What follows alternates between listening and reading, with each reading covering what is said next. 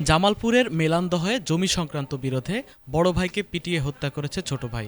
শনিবার ইফতারের পর মেলান্দহ পৌরসভার নয়ানগর গ্রামে নৃশংস এই হত্যাকাণ্ডের ঘটনা ঘটে। নিহত মোহাম্মদ মাসুদ ব্যাপারী নয়ানগর গ্রামের মৃত আমিনুর ব্যাপারীর ছেলে। মেলান্দহ থানার ওসি মোহাম্মদ ওবায়দুর রহমান জানান, মাসুদ ব্যাপারীর বাবা আমিনুর ব্যাপারী মারা গেলে তার মা দেবর মমিন ব্যাপারীকে বিয়ে করেন। মমিন ব্যাপারীর পুত্র হাসিব ব্যাপারী ও মাসুদ ব্যাপারী একই মায়ের সন্তান। দুজনের মধ্যে জমি নিয়ে বিরোধে ইফতারের পর ছোট ভাই হাসিব লোহার রড দিয়ে পিটিয়ে বড় ভাই মাসুদকে গুরুতর আহত করে। আহত মাসুদকে জামালপুর জেনারেল হাসপাতালে নিলে কর্তব্যরত চিকিৎসক তাকে মৃত ঘোষণা করেন। ওবায়দুর রহমান জানান, খবর পেয়ে পুলিশ নিহতের মরদেহ উদ্ধার করে ময়নাতদন্তের জন্য জামালপুর জেনারেল হাসপাতালের মর্গে পাঠিয়েছে। এই ঘটনায় হত্যা মামলা দায়েরের প্রস্তুতি চলছে বলেও জানান তিনি।